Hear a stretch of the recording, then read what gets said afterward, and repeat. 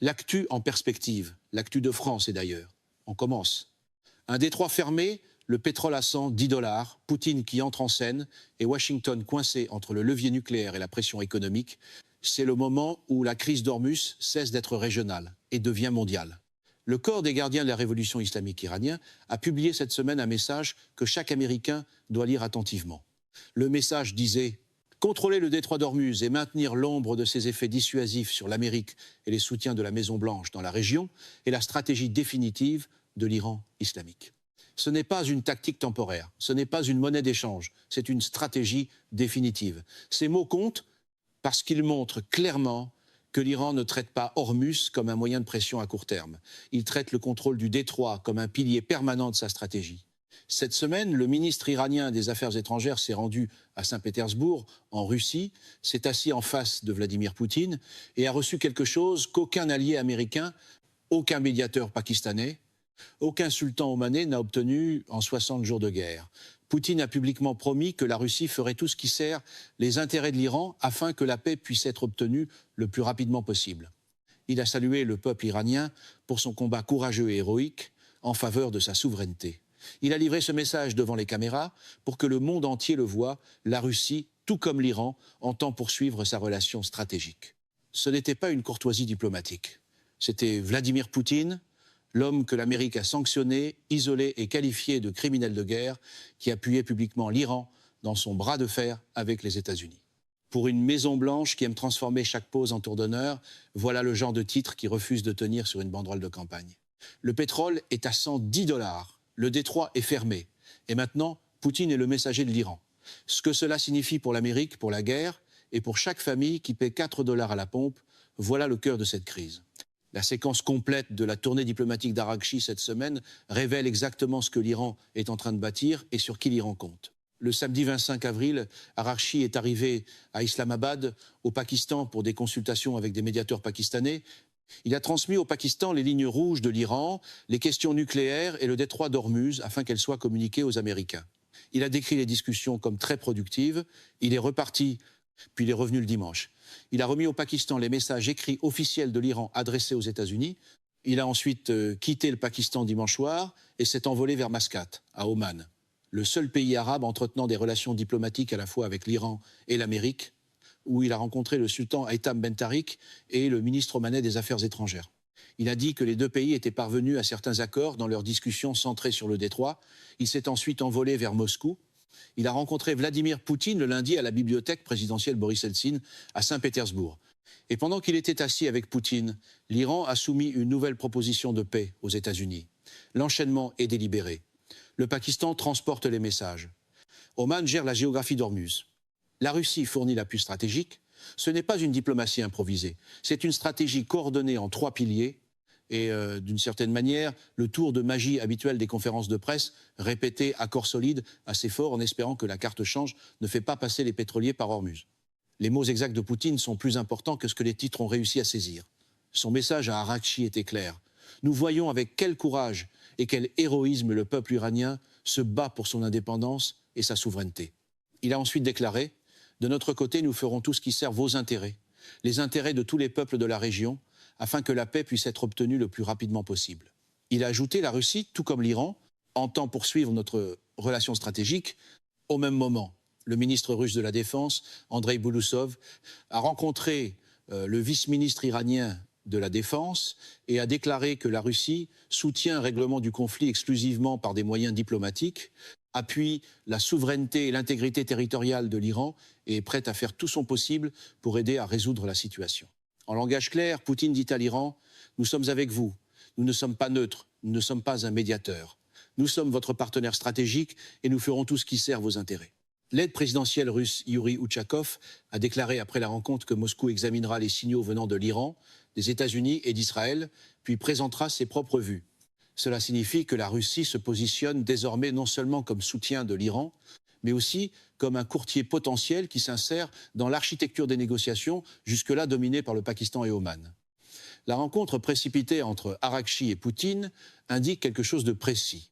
Andre Zelton, chargé de cours à la HSE School of Oriental Studies en Russie, a déclaré aux médias russes Vedomosti que la visite d'Arakchi est probablement liée aux nouvelles propositions de l'Iran aux États-Unis concernant l'ordre de priorité des sujets dans les négociations.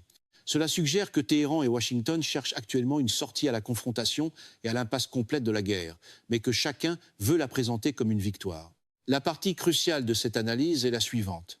Si Trump accepte les nouvelles propositions de Téhéran, il pourrait expliquer sa victoire en disant que le détroit d'Ormuz reste ouvert, tout en ignorant la raison pour laquelle il avait été fermé. Autrement dit, la Russie est appelée à aider à construire l'architecture de préservation des apparences qui permettrait à Trump comme à l'Iran de prétendre avoir gagné.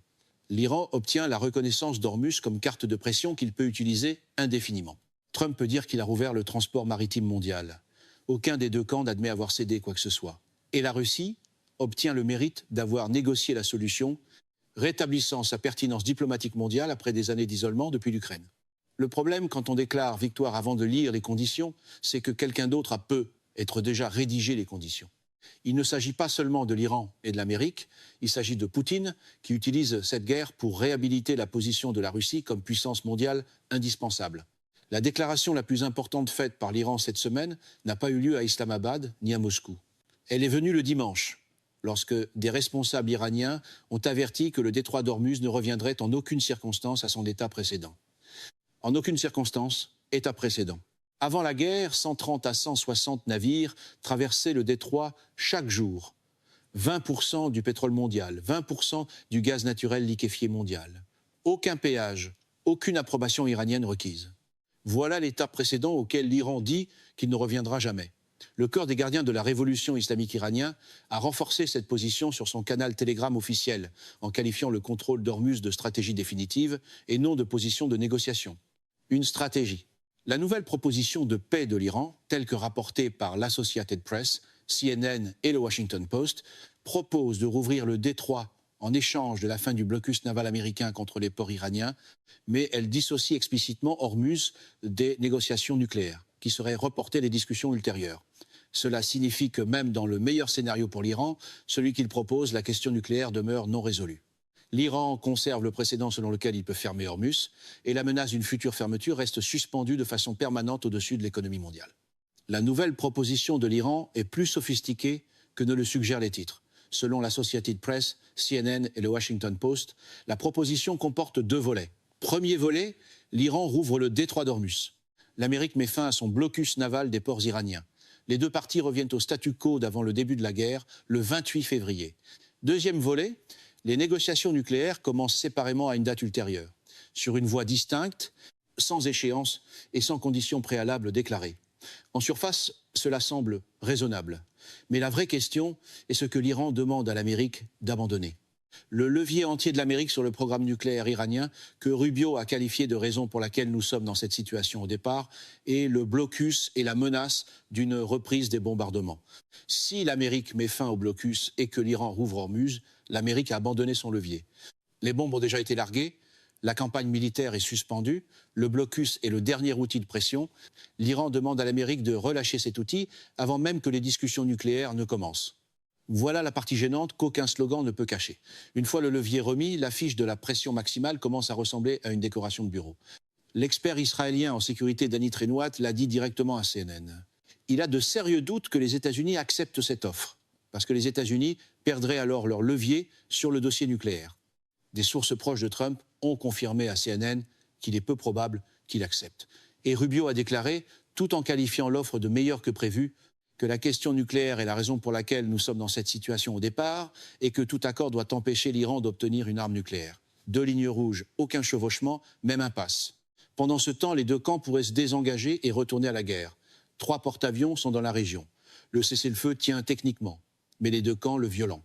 La Liban brûle. Le ministre israélien de la Défense attend publiquement le feu vert de Washington pour reprendre la guerre contre l'Iran. Et Trump a dit aux journalistes « Ne me pressez pas ». Quand la réponse est « ne me pressez pas », les marchés n'entendent pas exactement une stratégie. Ils entendent le son des négociants en pétrole qui rafraîchissent leurs écrans. La dimension omanesque de la tournée d'Araghchi mérite sa propre explication, parce que la plupart des analyses passent à côté de la raison pour laquelle Mascate compte. Oman est le seul pays ayant un territoire des 2 côtés du détroit d'Ormuz. La côte iranienne forme la rive nord La péninsule omanaise de Musandam forme la rive sud, le point le plus étroit du détroit, large de seulement 21 milles, à la côte iranienne d'un côté et le territoire omanais de l'autre. Si l'Iran veut qu'un pays soutienne sa vision d'Ormuz comme voie navigable contrôlée plutôt que comme corridor de transit international ouvert, ce pays c'est Oman. Oman ne veut pas la guerre. Oman ne veut pas que le détroit soit militarisé. Oman ne veut pas que ses eaux territoriales soient transformées en champ de bataille, mais Oman ne veut pas non plus s'aliéner l'Iran, son voisin, son partenaire commercial et la puissance régionale qui pourrait faire des ports et de l'économie d'Oman des cibles si les relations se détérioraient. La question est de savoir sur quoi Araqchi et le sultan Haytham se sont réellement entendus. Le communiqué officiel a indiqué qu'ils étaient parvenus à certains accords centrés sur le détroit et non à une réouverture complète, ni à un accès inconditionnel, ni à un retour à l'état précédent. Des accords, au pluriel, centrés sur le détroit. Cela signifie presque certainement une forme de réouverture gérée, de transit conditionnel, peut être des péages, peut être des inspections, peut être des mécanismes d'approbation iraniens pour certains types de navires. Oman est le pays qui pourrait légitimer la vision iranienne d'un détroit contrôlé, parce que les eaux territoriales omanaises couvrent la moitié du passage le plus étroit. Si Oman accepte de coordonner avec l'Iran la gestion du transit, l'architecture juridique internationale qui a traité Ormuz comme un passage non restreint en vertu de la Convention des Nations Unies sur le droit de la mer commence à se fissurer. La Russie change ensuite toute l'équation. La Russie ne sert pas de médiateur. La Russie soutient l'Iran. Poutine a rendu explicite en disant que la Russie ferait tout ce qui sert les intérêts de l'Iran. Le ministre russe de la Défense a déclaré que la Russie soutient la souveraineté et l'intégrité territoriale de l'Iran. Ce n'est pas le langage d'un courtier neutre, c'est le langage d'un allié. Et la Russie possède quelque chose que l'Amérique n'a pas dans cette négociation. La Russie a un levier sur les adversaires de l'Iran. La Russie vend des armes à des pays à travers le Moyen-Orient. La Russie entretient avec des États du Golfe des relations militaires que Washington n'a pas. La Russie peut faire pression sur des acteurs d'une manière que l'Amérique ne peut pas, parce qu'elle n'est pas liée par les mêmes structures d'alliance, ni par les mêmes préoccupations concernant les droits de la personne ou les normes démocratiques.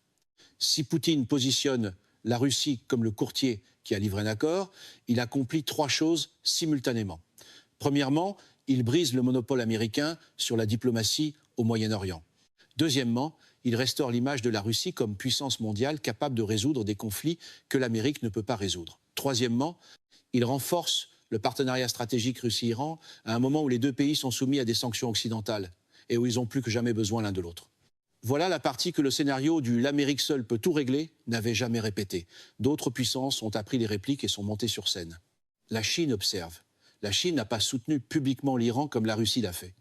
Les déclarations de la Chine ont été plus prudentes, appelant au dialogue, exhortant à la retenue, soulignant la nécessité pour toutes les parties de respecter le droit international.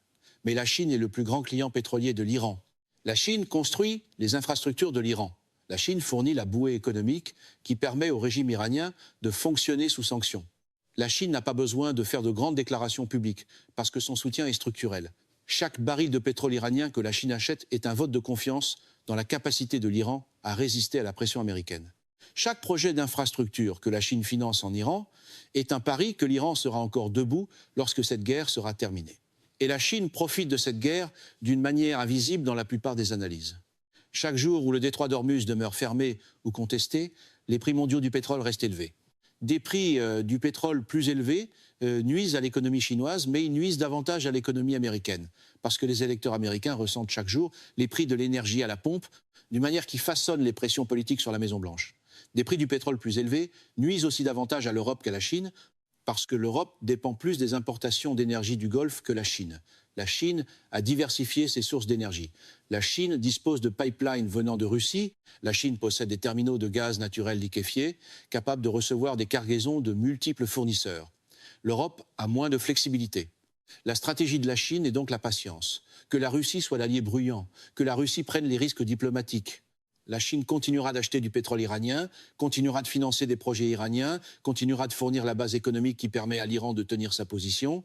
Et lorsque l'accord sera finalement conclu, la Chine sera bien placée pour profiter de la reconstruction, des contrats énergétiques et des investissements en infrastructures qui suivront.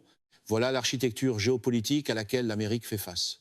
La Russie soutient publiquement l'Iran, la Chine soutient discrètement l'Iran, le Pakistan et Oman servent de médiateurs.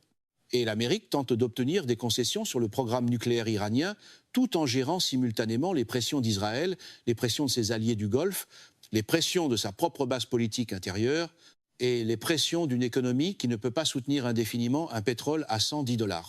Il s'avère que scander le meilleur accord de tous les temps est plus facile que de négocier quand chaque baril de pétrole a son mot à dire. L'équipe de sécurité nationale de Trump est en ce moment à la Maison-Blanche en train d'essayer de répondre à une question qui n'a pas de bonne réponse. L'Amérique accepte-t-elle un accord qui rouvre Hormuz, mais laisse la question nucléaire non résolue? Ou l'Amérique rejette-t-elle l'accord, maintient-elle le blocus et accepte-t-elle que le pétrole reste à 110 $, que l'inflation demeure élevée et que le coût politique de cette guerre continue de s'accumuler? Si l'Amérique accepte l'accord, l'Iran gagne. L'Iran obtient la reconnaissance d'Hormuz comme levier, l'Iran obtient la levée du blocus, l'Iran conserve son programme nucléaire et l'Iran établit le précédent selon lequel il peut fermer la voie navigable la plus importante du monde et forcer l'Amérique à négocier selon les conditions de l'Iran. Si l'Amérique rejette l'accord, la guerre continue, le blocus reste en place, les porte-avions restent, les dommages économiques s'accumulent et chaque jour qui passe sans résolution est un jour de plus où la Russie et la Chine renforcent leur position comme puissance capable de livrer ce que l'Amérique ne peut pas livrer, la stabilité au Moyen-Orient. C'est ici que la réponse de style campagne électorale se heurte au tableur. Le détroit ne rouvre pas parce qu'un slogan dit qu'il devrait rouvrir. Ce n'est plus une guerre entre l'Amérique et l'Iran, c'est une confrontation entre grandes puissances qui se joue dans le détroit d'Ormuz. La Russie soutient l'Iran, la Chine approvisionne l'Iran. Le Pakistan et Oman servent de médiateurs. Et l'Amérique essaie de trouver comment sortir de cette situation sans donner l'impression d'avoir perdu. L'Iran dit qu'Hormuz ne reviendra jamais à l'avant. Poutine dit que la Russie fera tout ce qui sert les intérêts de l'Iran. Le pétrole est à 110 $ et l'équipe de sécurité nationale de l'Amérique est dans une salle de réunion à la Maison-Blanche en train d'essayer de comprendre quoi faire ensuite. Merci de nous avoir suivis. Pour ne rien manquer de l'actualité, abonnez-vous à l'Actu en perspective et activez la cloche. À très vite pour un prochain décryptage